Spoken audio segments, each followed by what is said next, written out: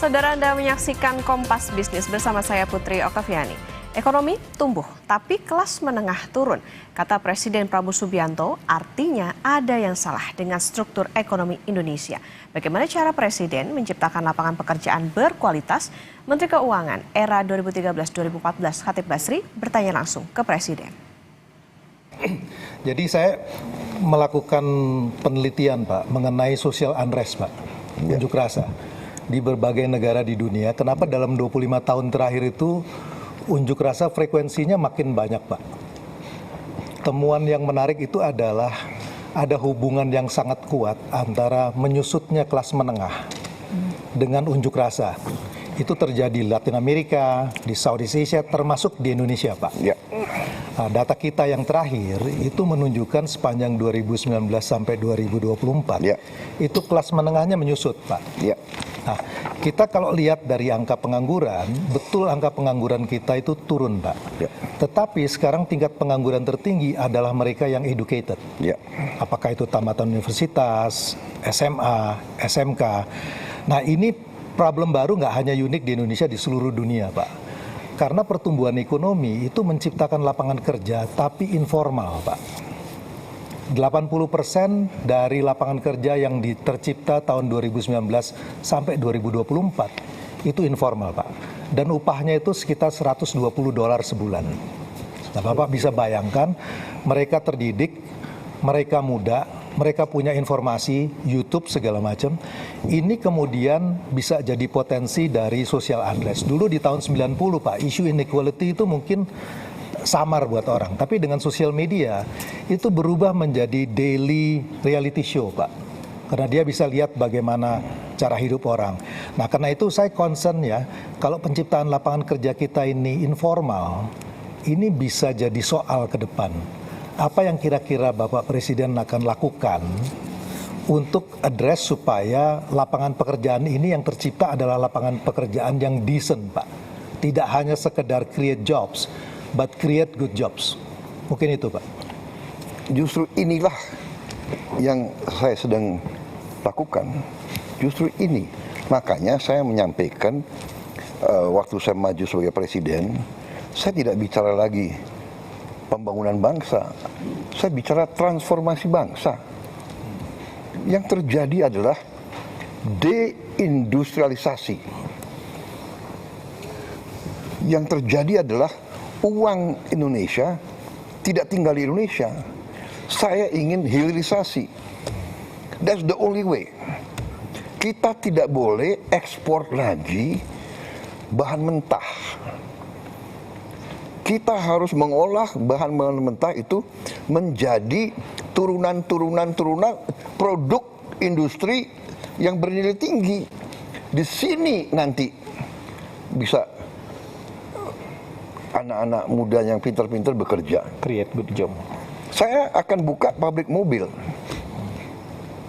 Kenapa kita jadi pasar mobilnya orang lain? Kenapa? Karena will. Dengan segala hormat, Korea,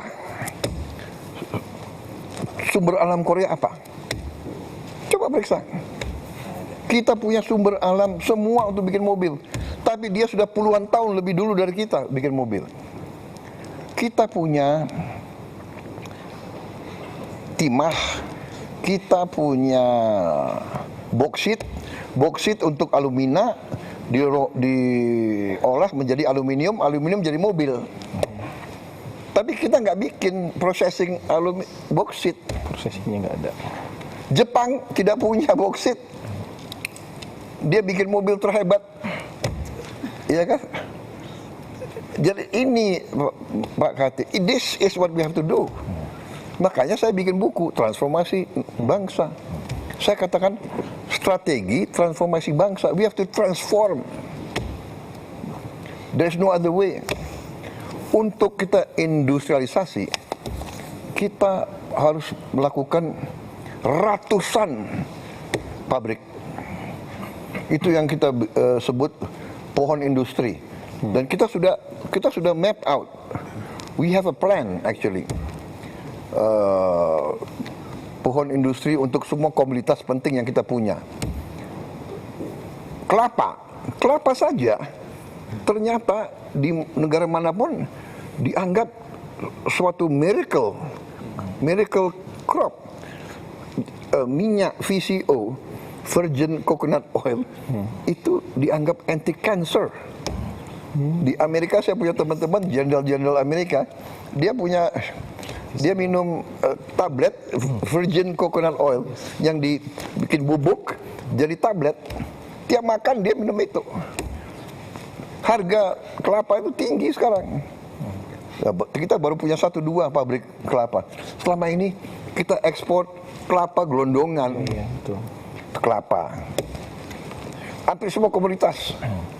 Ya, kita punya kopi terbaik, tapi kita import Starbucks, ya, Nestle, Nescafe, iya kan? Kita punya coklat terbaik, tapi kita import. Kita makan KitKat, kita makan Cadbury, iya kan? This is what we have to do. Jadi justru ini jawabannya adalah industrialisasi. Yang sekarang ini is actually to win time. To win time. Win time adalah kita harus hilangkan kemiskinan. Bahwa kelas menengah turun, saya yang ungkapkan. Saya ungkapkan di mana-mana. Itu yang menohok saya. Saya tadi bangga juga 7 tahun pertumbuhan 5%. Tahu? Loh, pertumbuhan tapi orang miskin tambah, kelas menengah kurang. There's something wrong with the system. Yeah. So you're exactly correct. We have to industrialize. And now it's not even industrialization. Now it's science, STEM. Ya kan? Contoh, kita kekurangan 100, kalau tidak salah 120.000 sampai 140.000 dokter. 140.000 dokter kurang. Dan kita memproduksi, menggraduate tiap tahun paling 9.000 sampai 10.000 dokter tiap tahun. Top. Artinya kita harus 14 tahun nunggu baru terpenuhi. 14 tahun akhirnya yang tua-tua pensiun juga gitu loh. Jadi we will never, kalau kita nggak ambil tindakan drastis. Makanya rencananya saya mau bangun 10 universitas baru dengan 10 fakultas kedokteran baru, dengan 10 research rumah sakit baru. Untuk mempercepat ini. Pak, saya boleh sedikit, Pak ya? Ya. Problem dengan industri kita tuh competitiveness. Karena di sini, Pak, terus terang aja, uang nggak masalah, tapi masalah jadi uang, Pak. Jadi karena persoalannya di-create oleh birokrasinya begitu banyak. Bapak willing untuk lakuin deregulasi nggak, Pak, untuk itu, Pak? Oh, harus. Deregulasi harus. Saya sudah deregulasi gila-gilaan mungkin. Yuk tanya aja. Masalah pupuk ya. Masalah pupuk. Saya menemukan ada 145 peraturan. Ini contoh ini. Ini salah satu yang harus salah satu prestasi pemerintah saya ya. Antara lain ini penyaluran pupuk. 145 peraturan. Ya. Jadi ada 41 undang-undang, 23 peraturan pemerintah, 6 peraturan presiden, instruksi presiden. Di Kementerian Pertanian ada 11 peraturan, Kemendak 6, pokoknya totalnya 145. Ya. Jadi dari pabrik yang miliknya negara sampai ke petani itu kalau tidak salah harus ada berapa belas tanda tangan. Gubernur harus tanda tangan. Pertama harus ada, kalau tidak salah harus ada 14 kementerian tanda tangan. Baru gubernur tanda tangan, baru bupati tanda tangan. Jadi ini pupuk yang kita subsidi nggak sampai ke petani. Iya. Bahkan jadi penyelundup, diselundupkan kemana? Petani juga bingung, di mana saya akhirnya nangis. Kita hilangkan 145 peraturan dari pabrik langsung ke Gapoktan. Kelompok tani. Nggak usah pakai kartu-kartu, pakai KTP bisa beli. Surat sudah. Jadi deregulasi sangat penting. Ini semua, dan akal-akalan nih, birokrasi ini akal-akalan. Sudah kita kurangi undang-undang, kita sudah perbaiki undang-undang, kita perbaiki ini peraturan presiden. Dia akal-akalan, dia bikin lagi apa namanya peraturan teknis. Pertek. Akal-akalan lagi nih Pak. Ini aduh. Boleh klarifikasi satu nggak Bapak? Ini penting banget tadi. Satu aja klarifikasi ngikut. Tadi kan Bapak bilang industri mobil baru ya. Kan selama ini salah satu yang cukup berhasil industri mobilnya kan misalnya Toyota Kijang, Innova, itu kan komponen dalam negerinya lumayan banyak Bapak. Kan dibuat di Indonesia, Avanza bahkan kita ekspor. Apakah ini kita akan perkuat atau you are going to create something totally new? Ini kan sudah ada sejarah. Gini ya, Toyota ini kan masih belum mau ke arah listrik. Oke, listrik Bapak ya, listrik. Ekosistem baru. Ya. Nah, saya ingin total listrik. Kenapa? Dan saya ingin listriknya itu dari solar, dari matahari. Kenapa? Justru menghadapi ini. Kalau kita mau pakai mobil combustion engine, apa mobil bensin atau solar, masih tergantung lagi kita impor gitu loh. Jadi industri mobil dengan ekosistem baru ya, bukan yang mobil sama motor. Ya. Kita udah bikin simulasi. Waduh, savingsnya luar biasa. Ya. Jadi saya kalau strategi kita benar, will kita ada, insya Allah kita bisa hidupkan lagi industrialisasi. Ini berpikirnya nggak cuma satu dua langkah ini. Bapak nggak mikir 1-2 langkah ini, mikirnya harus 100 langkah ini. Enggak. Saya tadi boleh 100 langkah, tapi intinya what is the basic problem? The root of the problem. Apa akar masalahnya apa? Nah, itu yang kita atasi. Beliau oke, benar. Kita butuh good quality jobs for the educated. But we also need massive jobs for the common, orang-orang biasa yang ingin hidup dengan baik, kan itu yang harus kita juga. Jadi that's why kita terpaksa ya, menurut saya kita terpaksa multi front, semua sektor harus kita kerjakan serentak. Memang berat, memang banyak orang mengejek kita, Indonesia nggak mungkin berhasil, tapi saya optimis. Saya yakin kita akan berhasil. Setelah ini, Saudara, Presiden Prabowo akan menjelaskan dampak perang Timur Tengah bagi Indonesia dan bagaimana cara menjaga defisit agar tak jebol di atas 3%. Selengkapnya di Kompas Bisnis.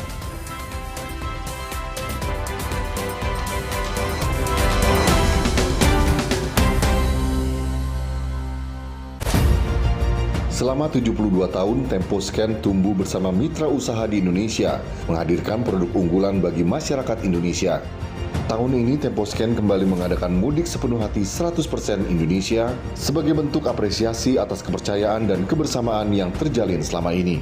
Mudik sepenuh hati 100% Indonesia. Jadi ini memang benar-benar kita lakukan untuk memberikan manfaat yang sebesar-besarnya karena kita adalah 100% perusahaan Indonesia. Dari Indonesia untuk Indonesia.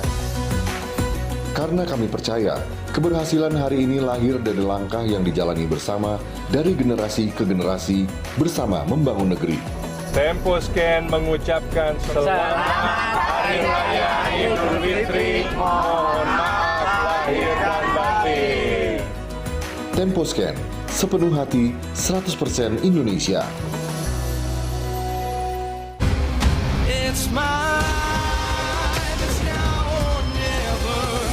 I'm a game changer.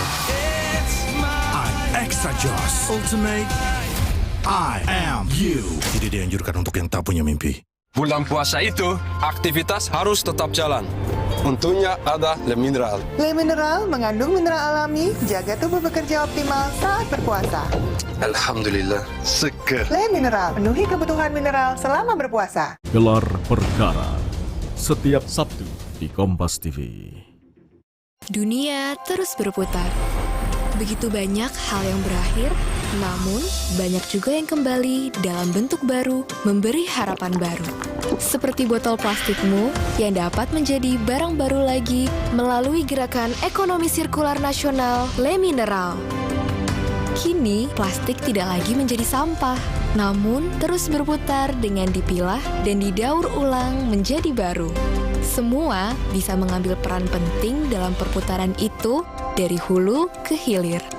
Mulai dari kamu yang memilah sampah dari rumah, pemulung yang mengumpulkannya, hingga pekerja pabrik yang mendaur ulang. Bersama Gerakan Ekonomi Sirkular Nasional Le Mineral, mari jadikan botol plastikmu jadi baru lagi.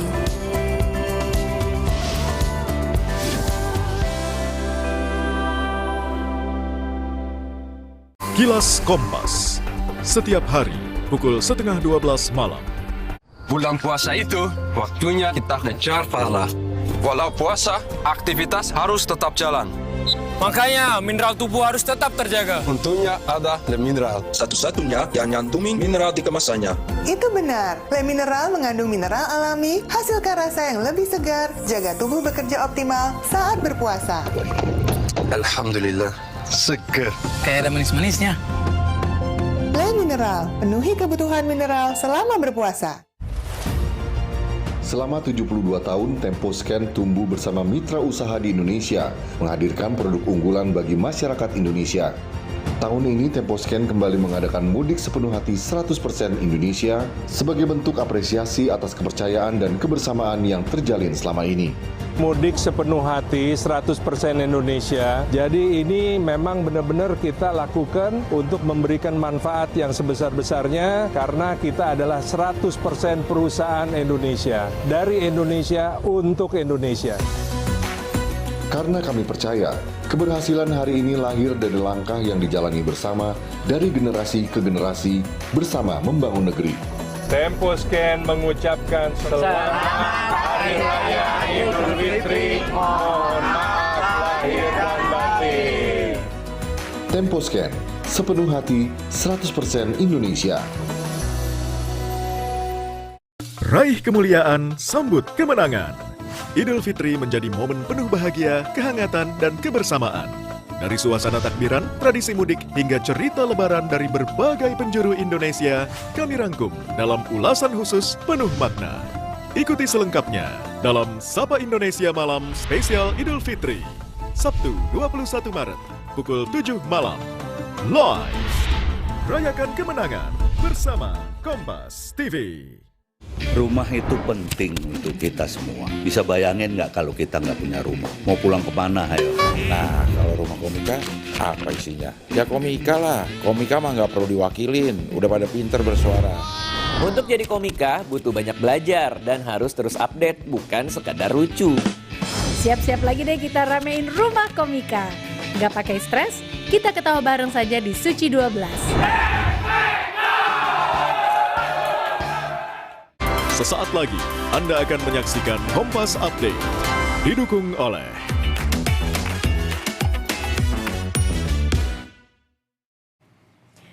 Saudara, Anda menyaksikan Kompas Update pukul 9 waktu Indonesia Barat bersama saya Putri Oktaviani. Dan saya akan ajak Anda memantau arus mudik lebaran 2026 dari rekaman CCTV Travoy dari Jasa Marga.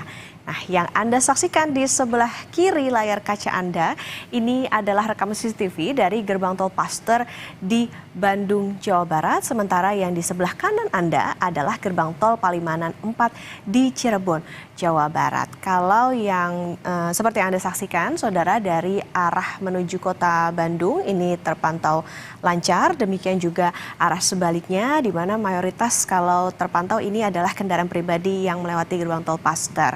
Mayoritas kendaraan memang didominasi kendaraan pribadi. PT Jasa Marga ini mencatat 3 hari sebelum Lebaran merupakan titik tertinggi arus mudik Lebaran 2026.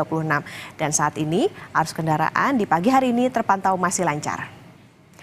Kemudian kita berpindah yang di mana kondisi serupa ini juga terlihat di gerbang tol Palimanan 4 di Cirebon, Jawa Barat. Dari yang bisa Anda saksikan juga saudara bahwa arus lalu lintas menuju Jakarta maupun beberapa wilayah seperti Jawa Timur dan juga menuju ke Jawa Tengah ini terpantau lancar.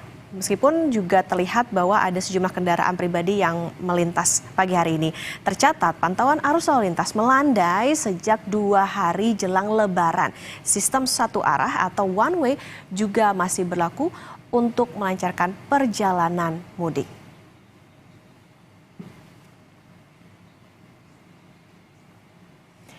Demikian Kompas Update, saya Putri Oktaviani, sampai jumpa. Terima kasih Anda telah menyaksikan Kompas Update, didukung oleh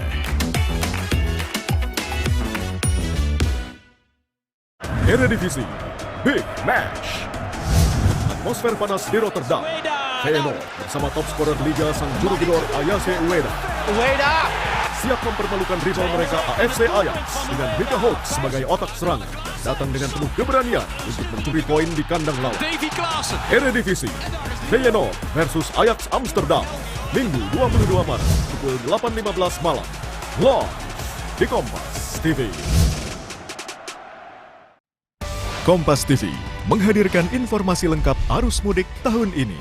Reportase langsung dari berbagai titik kepadatan, jalur udara, laut, dan darat. Jadikan kami referensi terpercaya untuk mudik lancar, aman, dan nyaman.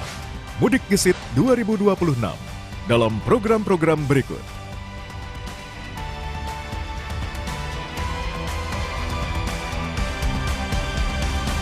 Di Kompas TV. Raih kemuliaan, sambut kemenangan. Idul Fitri menjadi momen penuh bahagia, kehangatan, dan kebersamaan. Dari suasana takbiran, tradisi mudik, hingga cerita lebaran dari berbagai penjuru Indonesia, kami rangkum dalam ulasan khusus penuh makna. Ikuti selengkapnya dalam Sapa Indonesia Malam Spesial Idul Fitri, Sabtu 21 Maret, pukul 7 malam. Live! Rayakan kemenangan bersama Kompas TV.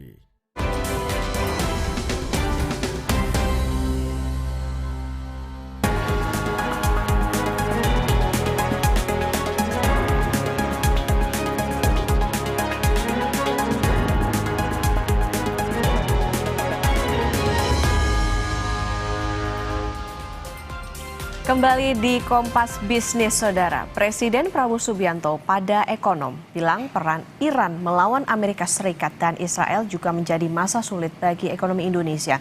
Presiden meminta berhemat BBM untuk menjaga defisit tak jebol di atas 3%. Presiden juga memastikan tidak ada anggaran pendidikan yang dipotong penghematan. Menanyakan tentang yang sedang hangat dibicarakan sekarang. Jadi dampak daripada perang terhadap ekonomi domestik kita, Pak. Kita tahu harga minyaknya kan sudah sempat beberapa kali menyentuh $100 per barel. Rupiah juga sudah sempat menyentuh 17.000 per US dollar. Jadi dari hitung-hitungan kami sendiri di Korpa, memang kalau dalam waktu yang panjang ICP harga minyak dunia itu di atas $80 per barel dan nilai tukar rupiah di sekitaran 17.000, memang dampaknya ke pembengkakan subsidi energi itu bisa lebih dari 100 triliun tambahannya saja, Pak. Itu artinya kalau dibandingkan persentase terhadap PDB berarti sudah tembus 3%. Nah, saya mendengar dari media bahwa Pak Prabowo ingin menahan itu, bahwa defisit APBN tidak tembus 3%. Tapi pertanyaannya bagaimana, Pak? Karena concern kami kalau seandainya menahan 3% itu dilakukan dengan efisiensi yang caranya sama dengan tahun lalu 2025, kita sudah saksikan sendiri, Pak, bagaimana dampaknya. Saya ketemu dengan banyak pelaku. Dampaknya bagaimana? Termasuk di daerah, Pak. Di daerah, kalau Bapak ingat ada gejolak di Pati, gejolak di beberapa daerah yang lain, itu karena susah untuk mencari jalan keluar bagi daerah untuk menaikkan, terpaksa mereka menaikkan pajak karena transfer ke daerah kan dipotong, Pak, karena efisiensi juga.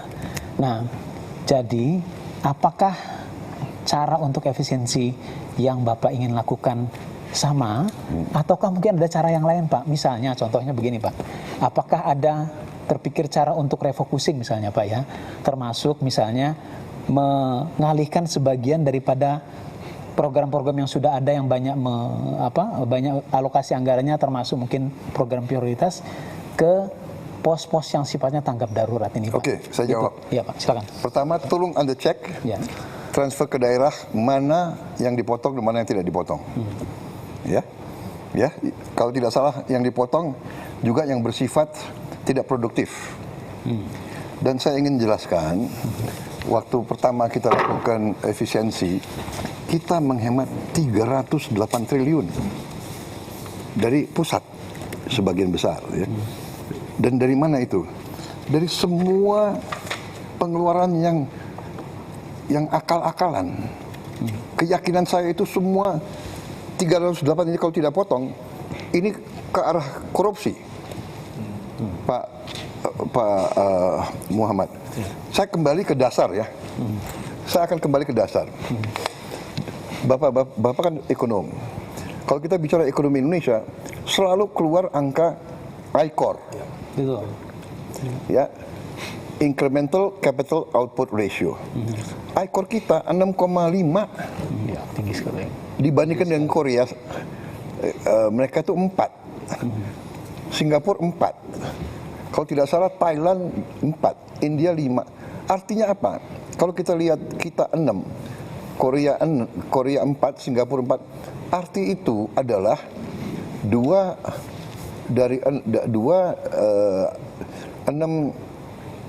per 6 kan 2/3. Ya.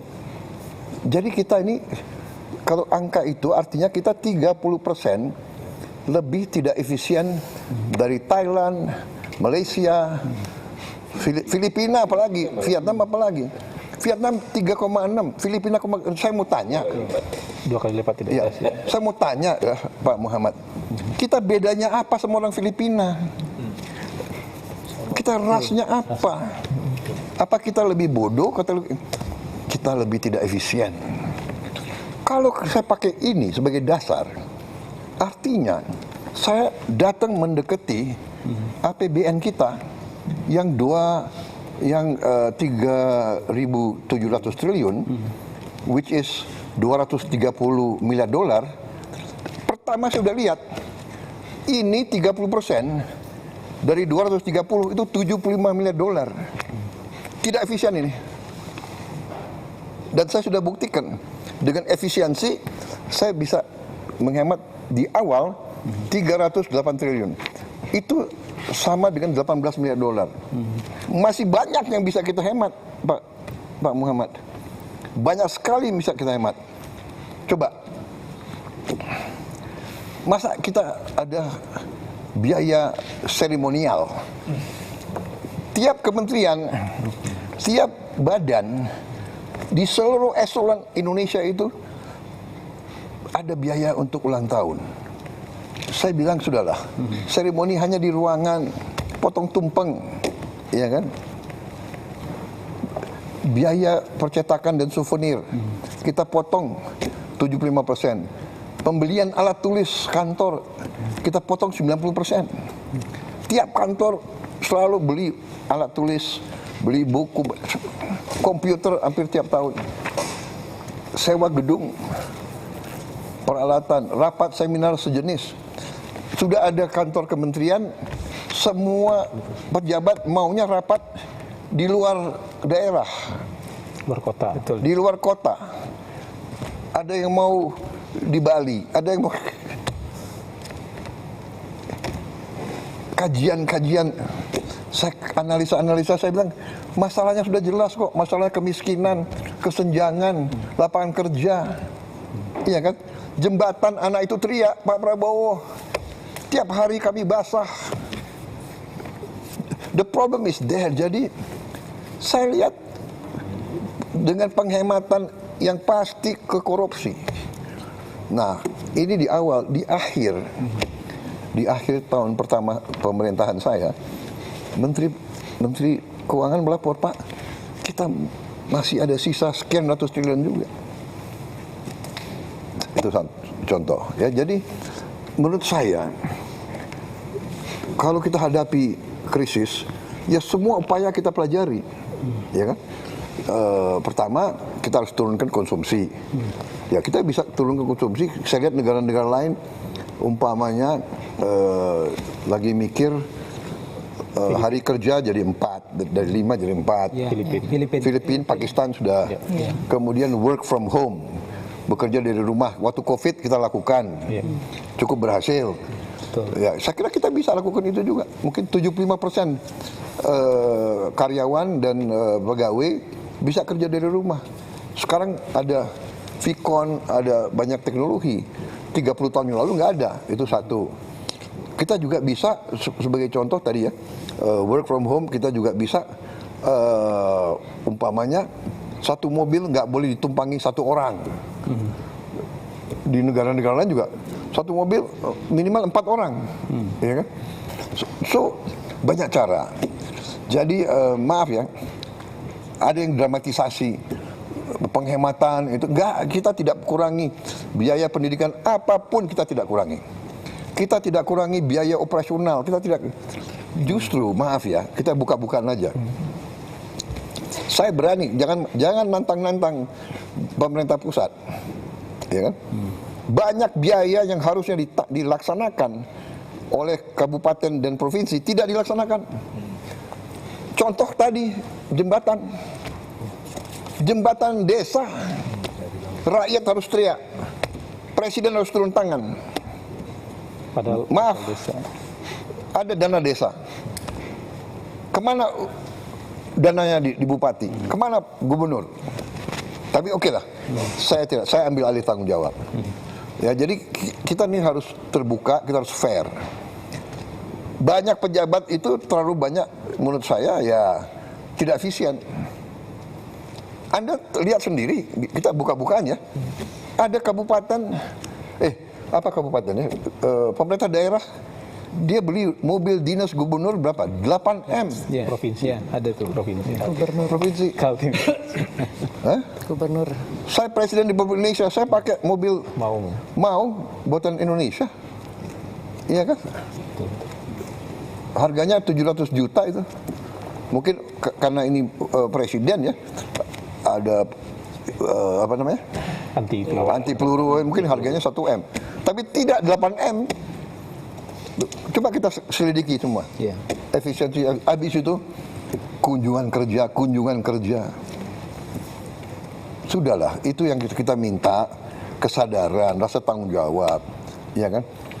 Bupati, kerja untuk rakyatmu. Gubernur, kerja untuk rakyatmu, ya kan?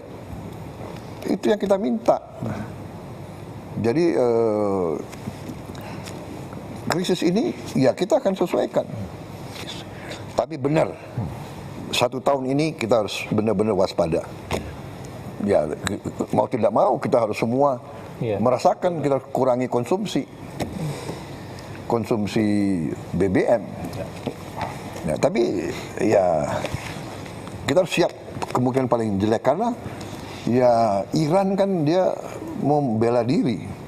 Cara dia bela diri ya dia harus tutup Hormuz. Iya kan? Dan dia harus membuat istilahnya negara yang nyerang dia menyesal. Dan target dia ya, BBM, crude oil $200. Dia ngomong begitu kok.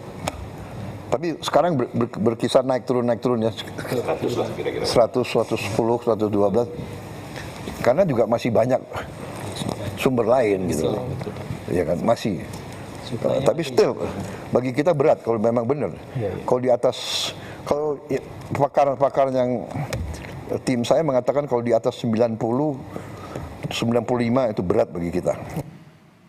Kedatangan pemudik di Pelabuhan Nusantara Kota Parepare, Sulawesi Selatan terus meningkat hingga Jumat pagi. Informasinya kami hadirkan usai jeda di Sapa Indonesia Pagi.